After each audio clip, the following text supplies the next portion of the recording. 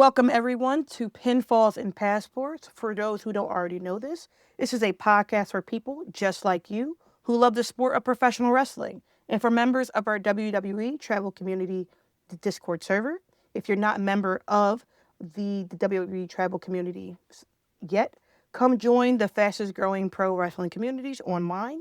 You can find our Discord link here in the podcast bio. And don't forget to follow us on Instagram at Pinfalls and Passports and on TikTok at Pinfalls_Passports.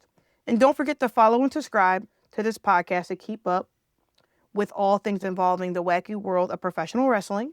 My name is Mira.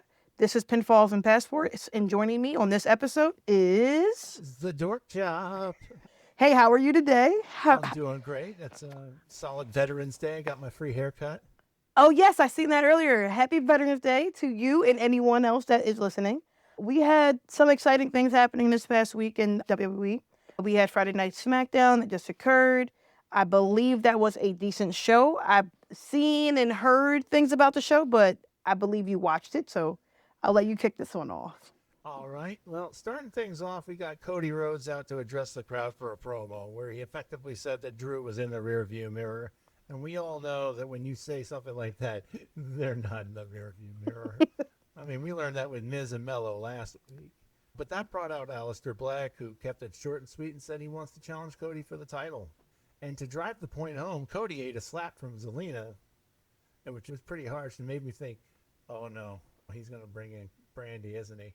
I mean, just from the pictures I've seen about that, it took me back to when Jade was punking Cody at AEW, and Brandy comes out, and you think this is open night, Mike, bitch.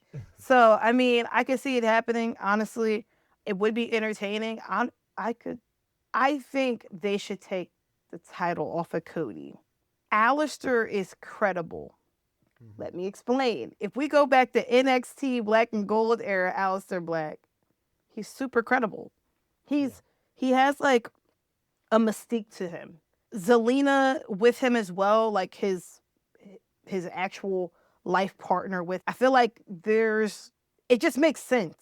Yeah. I don't know if he would take it if this match does get announced, but I would love an unexpected win, honestly, to drop the title. Well, I think I was calling for that at Saturday night's main event with Drew. I feel like a lot of people was, and it's not that. As a Cody fan, it's not that I don't want him to have the belt. I think we can do more with him without the belt. Mm-hmm. He's better in the chase. Right. Yeah. But so that led to a main event match between Cody and Aleister, but the title was not on the line, which bothered me there. Why, I don't know. Damian Priest came out after Aleister, still sporting the burned eye. And then Drew McIntyre interfered in the match by hitting a Claymore on the referee, which was interesting. And then he's like, you're a part of the conspiracy, you screwed me, and he was going off. And then Nick Aldis came out and basically said, Drew, you're suspended indefinitely, which was actually covered to write him off of TV so that he could go film the new Highlander movie. Okay, which makes sense. Okay. I just don't know how long he's going to be out, though. You know, take Drew away from like daily on-screen TV. I mean, let the people want him, because he's going to get that pop when he comes back, regardless of it, if he's a shithead or not. So, so it's like, let him go away, film and come back. Honestly, I feel like if he doesn't take the belt, or someone like Aleister or Randy or someone, what are we doing? Right. What are we doing? I just wonder if they're building to Cody and Randy at WrestleMania or something to that effect. I mean, where's Randy been? Is he on? Where is he at? I'm about to put him on the milk carton. Right. I've missed him too, but I guess that neck fusion surgery, you got to be careful with that. I know. So, I mean, hopefully he comes back before Survivor Series. Maybe, but I mean, only time will tell. Yes. And time will tell how Jade Cargill's reign as women's champion goes. I think we're both happy to see her finally win the big one. Yes. In dominant fashion. And like I said before in this podcast, we got the AEW version kind of Jade, the dominant squash match, and then also when she came out and declared herself to be, and this is her whole promo, I promise, I'm that bitch. She didn't lie, but I think this is how we should have been booking Jade from the start. Yes. Babyface Jade, you know, she's good for media and the public, but as a champion, she needs to be a heel. Naturally, it just comes to her. If anyone watched her pre-WWE, all her matches over in AEW were essentially like squash, like Goldberg type matches. That's what she needs. That's how she can thrive. Is it going to be sustainable? We're going to see, because the women's division has a lot of technical wrestlers. Is it going to look sloppy? Is she just going to squash people and ruin their, I guess, their push? I don't know, but only time will tell. And she had, you know, on her way out, she did have a little interesting stare down with Charlotte. And she basically said, whenever you want, kind of like dared her to challenge her, which I found to be an interesting kind of prospect for the future. I'm intrigued by the possibility of Charlotte and Jade. I just don't know how you book that, because we've seen that Jade can't really carry a match, but she'd be in there with a ring general like Charlotte, so that would be an interesting dynamic. Oh no, it would definitely be interesting. Feel like that's a match that people want. I know I do, but like you said, I'm scared because Jade may not be able to carry it. Maybe Jade doesn't need to carry it and she can still come out of it looking strong. But then with Charlotte, Charlotte's also a strong figure, a strong personality. She's helped get the women's division further, like, you know. So I like it's just gonna be the battle of the top head bitch in charge type thing, and I just don't know how it's going to go. Yeah. I don't think that should be her first feud per se, but it would definitely be a great match. It would definitely be a great match. No, I agree that Jade needs a feud she can win first before she goes for a big dog like Charlotte. Right, right. So I don't know. I'm excited to see how she is booked. Again, I'm a little scared, but I'm also excited. I'm intrigued on what they're going to do. Are they going to continue to book her like Goldberg in that sense of just squashing and strong impact, or are they going to make her work, have her advance herself? And I know she is working. It's not that she's not. I just feel like it's hard in that case. Like, it's just like it's not clicking. Yeah, yeah. But intriguing, you mentioned that. So Charlotte had her match with Nia Jax, Mm-hmm. and it was and then Charlotte wound up losing by distraction because Lash Legend showed up and started choking out Alexa, and now and Lash are an item now, or a tag team, I should say. Mm-hmm. I'm very excited for this. I mean, Lash has been on NXT for a while. She's one of the ones people have been talking about all of 2025, essentially. She has promise. She has charisma. She has the size. She has the talent. Being paired with someone like Nia can make or break. I remember in Tiffy's case, it helped her in a sense. Right. So I'm very excited for this new tag team. Yeah, and Lash's, we'll get into this later, but Lash's forearm should be classified as a weapon. No, it is. And we'll get into it later. I seen it on Monday Night Raw. I said, we're in for some trouble. Exactly. But that was followed up by the worst part of the show for me. Chelsea Green beat Julia for the United States Women's Championship in about 90 seconds. And I can't feel any more strongly that this was a burial of Julia. I feel so bad for her. I'm happy for Chelsea Green. I mean, I don't think she shouldn't have not had that belt. Chelsea was making that title relevant, prevalent. The fans love her. And then it went to Zelina, who is likable, but I don't think she fully has gotten over with the crowd. And then it went to Julia, who they brought up from NXT, who should have stayed in NXT to cultivate themselves a little bit longer. Julia doesn't need it for the in-ring, but she needed it for like her persona, how she's going to communicate with the crowd. I know the language barrier seen as like an issue in some cases. So they paired her with Kiana James. But I'm like, was that a hindrance? Did it really help anything? I think Julia should have stayed down in NXT for a little while longer. And then they brought up her bestie Steph as well, Stephanie Velcro. I'll just call her Velcro because I cannot, I can't say it right now. I don't know why. But like they brought up Stephanie, but Stephanie has aura. She has the charisma. You know, she's a crowd favorite. She has like, it's just like, it was easier for her. And I guess it's like, why not Julia as well? And I love Julia. I seen her in Stardom, New Japan. Like, you know, like I've seen her matches, you know, so I know what she can do. The people love her all over the world, but it's just something that's not connecting. No, I felt the same way. It was one of those things where she did need some more polishing in NXT to work on becoming a stronger talker. Right. She needed more time on the mic to get over with that crowd, and then bring her up. But I think they rushed it because they were bringing up everybody on the NXT women's roster because that there was a log jam at the top. Yep. And lastly on SmackDown, we had Rey Fenix against Tala Tonga, which it went about the way you thought it would. Tala Tonga is your standard big man. He's got a choke slam finisher, and Sammy came out to make the save afterward and continue that little beef he's got with the MFTs. I wonder if it's building towards a War Games match or a traditional Survivor Series match with those five. I don't know. I mean, we are going to get into the declaration of war later on Monday, but maybe there's a second men's War Games match. I don't. This will be the longest card in history since WrestleMania. If that's the case. Maybe it will be. I'm cracking up. All right. And then next we have Monday Night Raw that just happened. We open up with Triple H hyping up the Boston crowd, you know, because there's someone special in the building, you know, last night. And for some reason, they were just going for it. I was like, oh, Triple H, you're so nice.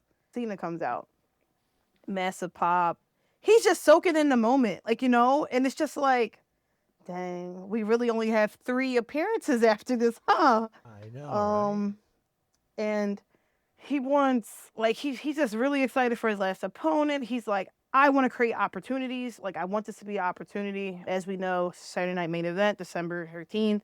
And then, okay, so I was going to ask about this. He did say NXT versus, like, main roster stars, like an exhibition, yes. Right? Okay, all right. I figured that was it. I'm like, exhibition? NXT? Oh, this is going to be great. So I'm very excited for that. And then Cena's talking. The crowd is loving it. Triple H is just soaking it in, you know. Out comes Dirty Dominic Mysterio. El Sucio. And he's just talking smack and talking smack and talking smack. He's like, I interrupt old guy. Not too much there, not too much there. I was like, oh, you should shut the fuck up. But I was like, when he said that, last night was like, Cena was like, oh no, you can beat me any night, but not tonight. I'm home. Like, he has so much confidence, Cena. Like, it's just like, this is super nostalgic. It's giving you like the feels, you know? And he's like, any night but the night, kid. Like, I'm at my best right now. Like, you're going to lose. And I'm like, okay. Triple H is about to say it. Oh man, I was popping pretty hard for the Cena and Dom. And one thing I noticed with Dom's promo, the moment didn't look too big for him. He came off out of that promo looking like he could hang with the big boys, and I think it's time to maybe elevate him to that level. And I think that's where we're going in that direction. I didn't think that match that we had last night would happen. But it did, and it was a great response. And I'm excited to see what's next for Dom. But before we get there, Triple H announces John Cena versus Dirty Dominic Mysterio at that very moment for the Intercontinental Championship. And everyone knows if Cena comes out and wins this, he will be a Grand Slam champion, and he would have checked that box off for himself. That was the biggest takeaway for me too, is just how much the Boston crowd wanted that to happen for him. Mm-hmm. How much, like I said, Dom hung in there with Cena, and it was great. It was a back and forth affair, lots of tension, lots of almost countouts, and then Dom trying his usual chicanery to retain, walking away, and then undoing the ring. But the best spot of the match, though, was the chair. When Dom hit the mat, and then Cena was like, "Oh, okay, we're gonna play that game," and he flops on the mat, and then he like kind of looks at Dom and winks at it. That was so great. It was little things like that that made this match so much better than it had any right to be, and it was a great match. And with John winning, it was so great. I really did enjoy that match. I thought I thought that would be his last match or even at Survivor Series, but I guess Dom has another chapter going on right now. But that was such a nice way for him to come a Grand Slam champion at home. I was very happy for him. I actually went to go order his 17-time side plates. It wasn't on Shop because they don't have it there anymore. What? Actually had to go on like a third party site, but I got them for under $100, so I'm very happy. So hopefully they're legit and they come in the mail before before December 13th. So we'll see. But no, that was actually a very cool moment to actually watch. And then we get to the back. He's greeted by the Raw roster, or honestly, all of the superstars. Doesn't matter what brand you're on. He come across Ray. He's like, yeah, he needed his ass kicked. And he's like, hey, he's the future. Essentially, he's the future. And honestly, Dom is. I mean, it's kind of like a pass the torch, beautiful moment for Dom as well. Yeah, he may have ate the pin, but he did it to John Cena. Like, how many people can say Right. that, you know? And then he's greeted by Cody at the end of it. And I don't know if anyone noticed, probably did, but Cody was getting some boos. Yeah, I did notice that. Um, There was a smattering of boos in there, along with the cheers. Mm-hmm. And I'm like, okay, what are we going to do with that? Then I think following that, what did we have next on the show? Priest versus Rusev, right? Yeah, I mean, this was a match that happened. Rusev exploited the burned eye again, and it was fairly all right. You know, match to kick to end it. Boy, has Priest fallen down. Yeah, in my notes, I wanted Priest to move forward in this tournament. I truly did, because it doesn't seem like they have anything new for him. And the thing is, people like him. They like him more than Rusev. You know, I'm sorry to the Rusev stands. I'm not saying that. I'm just saying like Priest has more like crowd reactions behind him. So for him not to win was a surprise, but I'm glad he is on TV. I'm glad he is being seen, but I'm hoping for him to just have more opportunities or to see how they can book him stronger. Because he's a big guy. Like, he could be used any type of way. Yeah, I mean, he's very athletic for a big man as well. Mm-hmm. He can fly. He can ground and pound. He can give you a gritty match. He can give you a technical match. He can carry a celebrity to a great match. I mean, he's done it all. And for me, just seeing him being pushed down the card the way he's been, it's kind of disheartening, because he is such a versatile and talented performer. Yep. And I'm really hoping in 2026 there's a change with that. Maybe it's just like one of those sit and wait type of moments.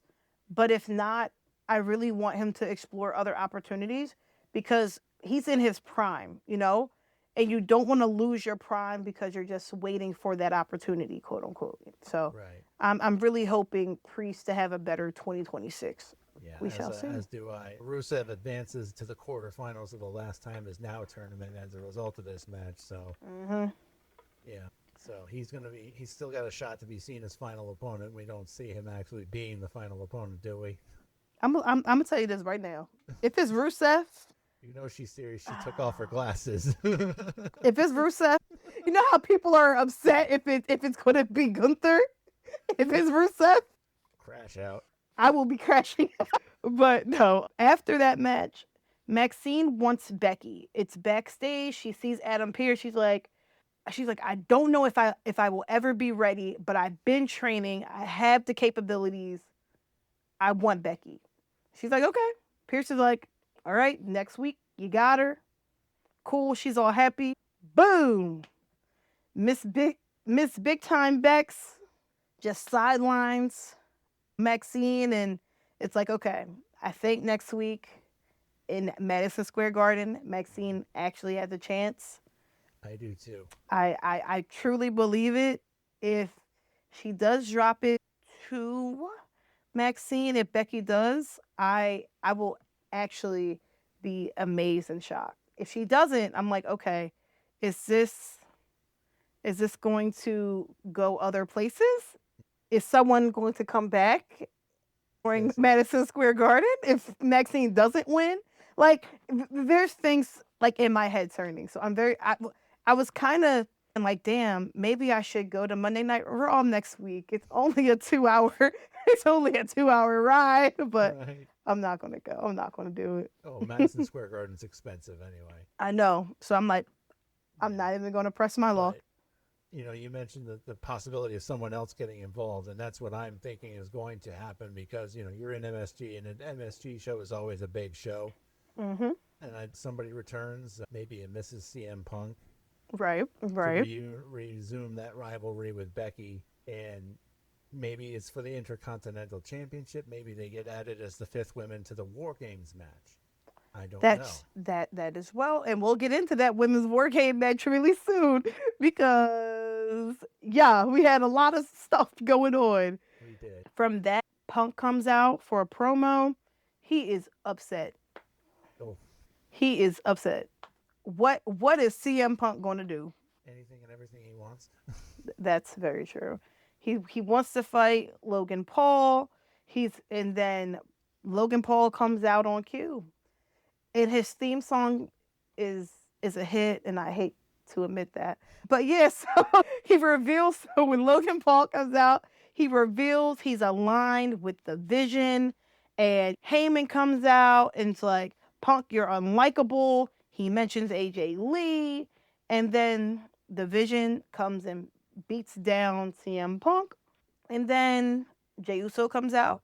Cody Rhodes comes out to help Punk, and we get to the back poster promo, I believe, right? It was right. Poster promo, and Regal just suddenly appears, and he does his infamous War Games, and I'm like, oh, what the fuck? I said, oh shit. I thought we weren't gonna have a bloodline person in there. We do. It's gonna be, I guess, Punk, Jey Uso, and Cody Rhodes versus the Vision, Logan Paul, Braun Breaker, Bronson Reed. So I guess it's 3-3 right now, and I believe it should be 5-on-5. So there's 2 more people we need, right, on each team. So we shall see how that unfolds. I'm very excited that they are building to Survivor Series. Yes. And then next, what do we have? What do we have next? We had Stephanie Vacquer taking on Raquel Rodriguez. Good match. Raquel's always a solid hand, and Stephanie is an outstanding performer and has a great connection with the crowd. And she is able to get the win with, pardon me if I mangle the pronunciation here, the spinning corkscrew. What is it called? Saca Corchos, I believe is what Joe Test called it. Yeah, so apologies if I mangled the pronunciation on that one. But, so I did hear him say it, but I'm not going to be able to regurgitate what he said, the correct pronunciation. But no, she retains. I'm not surprised that she retained. Obviously, I mean, she's on a roll. This was a solid match. I think I said this in the chat last week, but I'm like, Raquel has been looking really strong since Liv has been gone. I think Raquel is starting to feel her confidence, and I love that. When you think about Raquel from NXT days, she was dominant. She was a champion there. It was her, Rhea Ripley, and Bianca Belair. Like they had that, that camaraderie. So I'm really hoping whenever Judgment Day dismantles that she's able to sustain where she's at. Yeah. Even at like that solo time there. But no, she had a good showing. The outcome of the match, obviously, we really didn't really not surprised. Yeah. But But then we did get a surprise after that. we sure did. What happened? I believe that there was one Nicole Garcia Colon, and Allie is gonna curse my name because I mangled the pronunciation of that one. But Nikki Bella turned heel by betraying Stephanie Vacquer with a belt shot to the face, declaring her intentions to come after the gold. Right. Now, we're not surprised. A lot of people suspected this. So it is a surprise that it happened so soon, in my opinion. And I'm just now curious, are we going to get this match on Monday Night Raw? Or is this going to be a Survivor Series match? I wouldn't be opposed to it being on the main card of Survivor Series, because I feel like we typically don't get like our champions defending at Survivor Series. They're either in the actual War Games match. Right. So unless they're going to put them in a match and then carry the feud into like Raw for like Christmas time and stuff. But no, I'm very curious to see when this match happens. Yeah, I mean, they do have singles matches at Survivor Series, but they always seem to make inventive use of the double ring. Right. Yes, so they could do that. They could also save it for Monday Night Raw. I don't know when they have this match. Maybe they have it at MSG next week, although next week's card is looking stacked. That is true. I don't know, but I'm curious to see when it will occur. Obviously, I believe Stephanie will retain. I feel like a lot of people believe Stephanie will retain. But hey, it could be a shock win. Honestly, truly, you never know with certain things that have been happening recently. I mean, after seeing Chelsea Green take the U.S. Women's Championship last week, which was a shock to me, anything's possible. That's true. And then I guess post this match and post the actual heel turn, they did a WrestleMania 42 ad, and it was like Cody's like POV, and I heard him make that all in comment. I see you, Pookie. I hear you, Pookie. Thank you. I needed that. I heard him say that one, but right, no, for real. Following that, we had Shinsuke versus Sheamus. This is the last time is now, the first round match. Honestly, that match was really good. It was, to me, what did I write? I said it was super nostalgic for both of them. That match had its moments. It kept me entertained. Honestly, I didn't know which one would win, in all honesty, because it could have won either way. But no, that was a very good match. I was like, okay, all right.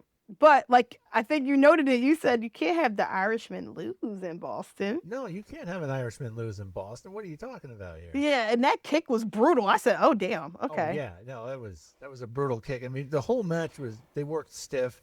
There was a lot of hard hitting, and typical what do you expect of the King of Strong Style and Sheamus, who's a barroom brawler. Yup. So you got what you got your money's worth with these two. It was a surprisingly good match given the context of the last time is now tournament.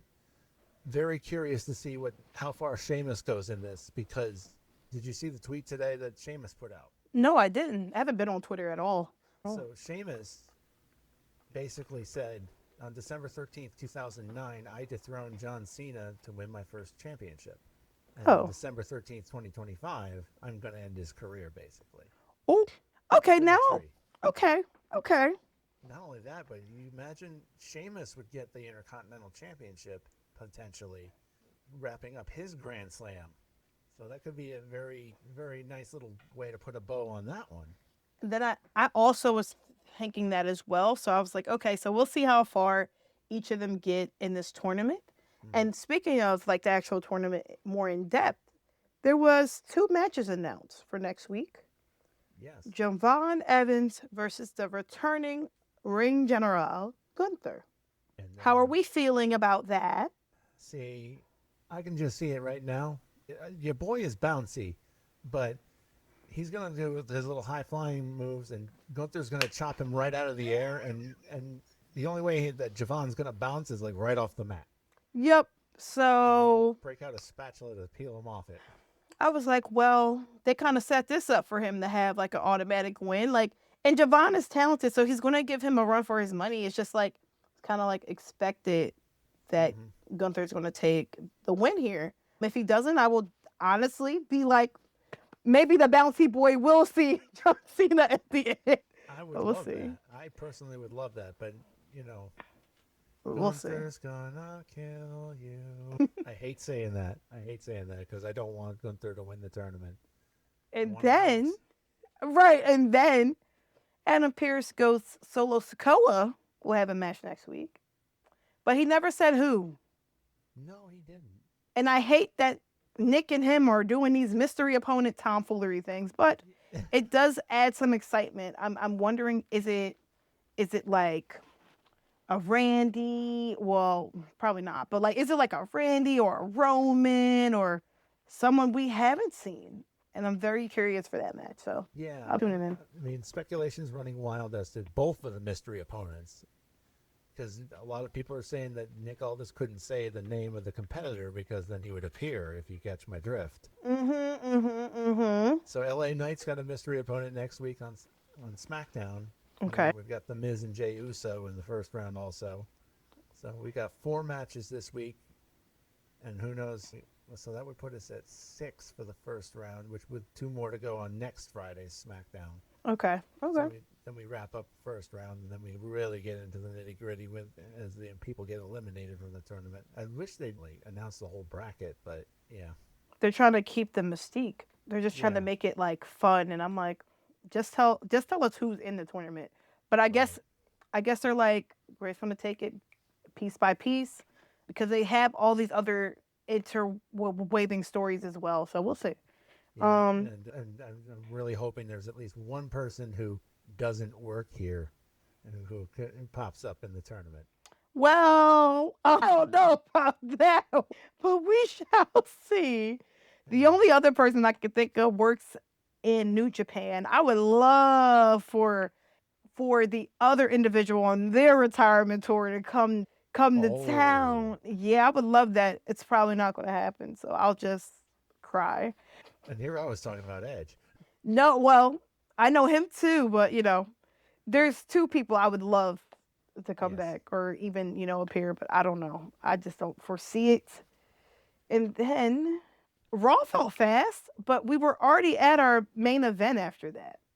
Our main event was the Kabuki Warriors versus Charlotte and Alexa for the women's tag team titles. It was an exciting match. The Kabuki Warriors have been torturing Charlotte and Alexa over the last few weeks, so I'm genuinely not surprised. But yeah, what are your thoughts on that match there? And how about the ending of that match? So, yeah, all around solid match. The ladies, they brought their A game. I mean, you're always going to get a solid match out of Charlotte and Alexa and the Kabuki Warriors. That's one thing. They're going to bring the goods. And the ending of the match, Lash and Nia showing up to interfere, interesting call. They have been having issues with Charlotte and Alexa on SmackDown, so it kind of made sense for them to show up. It was, at first it felt random, but then it was like, oh yeah, okay. And so them costing them the tag team titles, though, that was a little bit of a mystery for me. I mean, almost like Evolution, but it was a bit of a surprise that they pulled the title switch there. I definitely agree. I didn't think it would happen last night. I thought it would take a little bit longer. I mean, I'm not upset by it because again, it's creating other storylines. By taking the titles off Alexa and Charlotte, it opens up opportunities for them to feud with Lash and Nia on SmackDown. The Kabuki Warriors, there's still that story with Io and someone else who returned last night. Like there's a lot of ways for this to go about, and I think even with the upcoming Rumble season, this also helps. Like if you want an Alexa to dominate and have her grand return and things like that, there's also the potential of Liv Morgan's return coming, Miss Bianca Belair's return coming soon. So there's many factors. So I'm very excited. I'm a little bit sad because they made the tag titles fun. They made it fun. Yes, they did. I love the dynamic of them, as a team, and especially when Charlotte was like, that's such classic Aries behavior and stuff like that. Right, like her comments and stuff. Like it was just like a fun moment to see them together. I'm as a fan of both of them, I'm very pleased with how They were so graceful to each other. There was no instant like turn moment because it was speculated and teased and stuff, but no, it was a good tag team title run for the two. The Kabuki Warriors are now 3-time women's tag team champions, and there's some, I guess, unwritten pages or pages not yet to be written between them and Io. So we shall see. After the match, it was a post-match beatdown against Charlotte and Alexa with Lash Legend, Nia, Kabuki Warriors.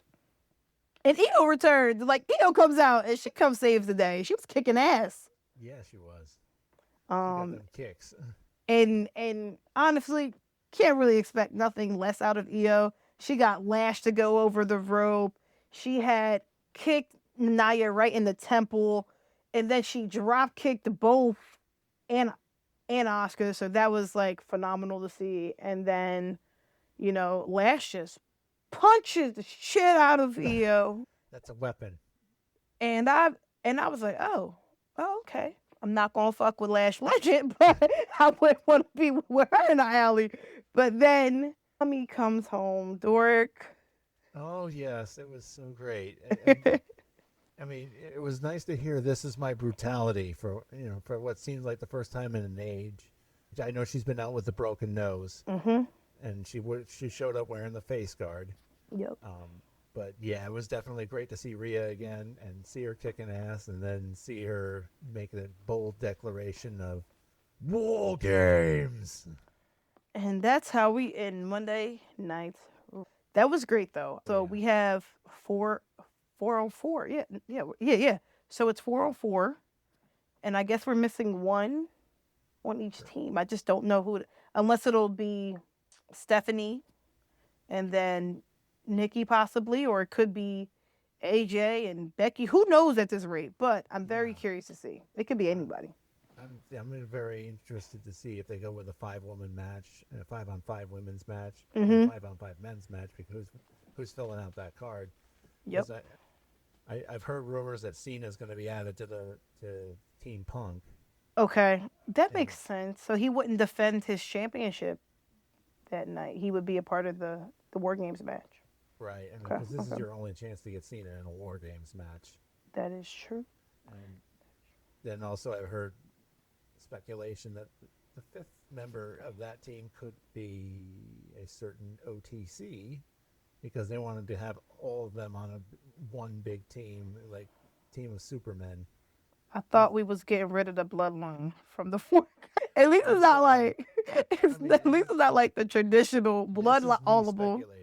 Okay. But I believe that though. Genuinely, if that is the case, I believe it, because even when they announced it, I said, "Here come the OTC coming back from his PTO." That's exactly what I said. So I can see it happening. Division, so I mean, it makes sense. It does make sense. So I'm very curious to see the War Games Survivor Series card get panned out. We have, what is it, 2.5 weeks? 2.5 weeks. That's right. 18 days. Yep, we have 2.5 weeks. Okay. Yeah, so I'm curious to see what happens with that. We have NXT on currently November the 11th. So I'm hearing some things about that in the Discord. So I'm excited to go watch it. And then we have SmackDown this Friday and 2 weeks Survivor Series. And for those that do listen to our AEW recaps and updates, we have Full Gear on the 22nd. I will be in attendance. Scarlett will also be there, and a few others. And then there's Blood and Guts tomorrow night. So there's a lot of wrestling happening, everyone. I'm very excited. Oh, that's right. Blood and Guts. That's the AEW version of War Games, isn't it? Yep, that's exactly why I was bringing it up. Yep. Yeah, so that's their version, over there at AEW. They're going to get a little raunchy. They'll probably have nails and glass and stuff, but it'll be a good time. It'll be a good time to watch. I love it. Friends and weapons, right? Yes. So, no, I'm very excited. This wraps it up for us, y'all. We had a pleasure this evening. Thank you, Dork, for putting this all together this evening. Thank you for having me. And we'll be back. We'll be back on our weekly occasions. You'll hear from me again for an AEW recap this weekend. So stay tuned, y'all. And don't forget to plug the 2-year of the server. Oh, yes. Our 2-year is coming up for the Discord server. We have surveys to announce, the nominees and things like that. So I'm very excited. I am too. That's going to be a great show, and I can't wait to do that show with everybody. Yes, but until then, have a good night, good morning, wherever you are listening. Thank you all, and have a great night. Bye.